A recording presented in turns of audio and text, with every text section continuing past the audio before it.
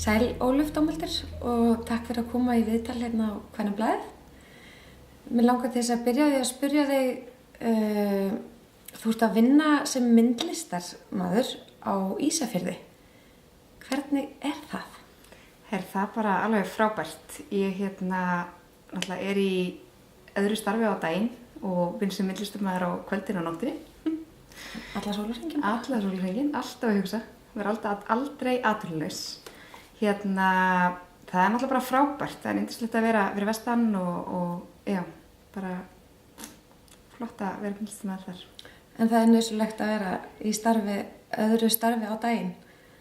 Já, það er náttúrulega, það er bara þannig í dag að 80% af seldri myndlist eða 70-80% eru málverk og ég vinn ekki í málverki, þannig að það er svolítið lítil innkoma. Þannig ég verða náttúrulega að vinna einhverju vinnu til að fá inn tekjur. Já. Þú starfar sem hvernig myndlistarmaður þá? Ég nota ljósmyndir. Það er svona aðalmiðill sem ég vinn í. Og ég hef líka notað málverk, innsetningar, hljóð og myndbönd með. En svona minn aðalmiðill er ljósmyndun. Og ég er svolítið að stúdera þetta einkarými. Og þetta sem er svona prívat meira heldur en móti þessu almenna rými. Og þetta er svona það sem við heldum fyrir okkur kannski sjálf, svona það sem gerist á bakvið luktardyr á heimilinu. Og flesta myndinni mín eru mjög femínískar. Ég fjallar rosa mikið svona hlutverk konunnar og í verkunum mín. Þannig að Svo ertu líka búin að stofna femínistafélag, Vestfjarða. Já. Hvernig kom það til og hvernig fer sú starfsemi fram? Það kom nú bara þannig til að ég hef verið feministi í nokkur ár og nokkra vinkonur mínar sem eru alveg bullandi feministar. Við vorum saman á kaffihúsi og vorum svolítið að kvarta yfir því að við værum ekki gætum ekki þykja jafn þátt í umræðinu jafnréttismál af því við byggjum svona langt í burtu frá Reykjavík. Við höfum unnið saman í Skottunum fyrir kvennafrídaginn 2010 og þá í Reykjavík og bara þessi hugmynd kom upp ég stakk upp á því hvort við ættum ekki bara að stofna félag, búa til einhver plattform fyrir okkur til að taka þátt í umræðinni og þær tóku náttúrulega bara rosalega vel í þetta og fóru á stað fullu að undirbúa stofnfund feministafélagsins sem var haldinn 24.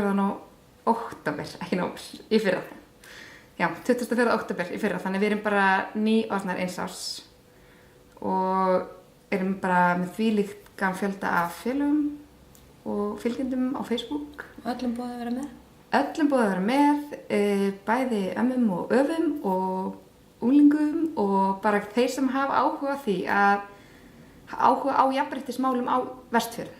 Við vildum náttúrulega móta okkur smá sérstöðu þannig að við værum ekki bara svona almennt jafnréttisbaráttu að við vildum einblína okkar baráttu á Vestfirði. Þó við náttúrulega bara fylgjumst með allir umræðu og allt það, en þá vildum við svona pressa á bæði fyrirtæki og sveitarfélagið að standa sig í jafnréttismálum. Staða jafnréttismála á Vestfjörðum er kannski ekki nógu góð eins og staðan er í dag eða? Það var ekki launakönnun fyrir cirka ári síðan á vegum BSRB og þá kom Vesturland og Vestfirði verst út úr launakönnunni. Það er mestur munur á launum kvenna og karla á Vestfjörðum og Vesturlandi. Þannig og svo í framhaldinu kom önnur könnun þar sem var verið að meta menntunarstig kvenna og þá komum við erum með lægsta menntunarstig kvenna á landinu.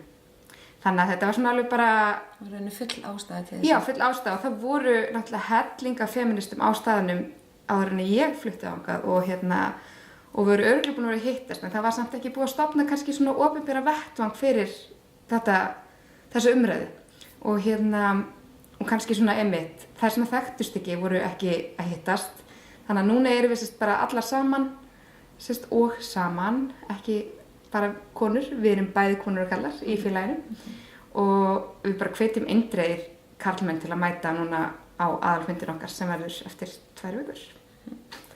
Þannig að Frábært. Er eitthvað sem að þú myndir vilja koma á framfæri til lesenda Kvennablaðsins? Karla og kvenna? bara flýti vestur. Það er best að vera þar. Frábært. Takk fyrir. Já, takk.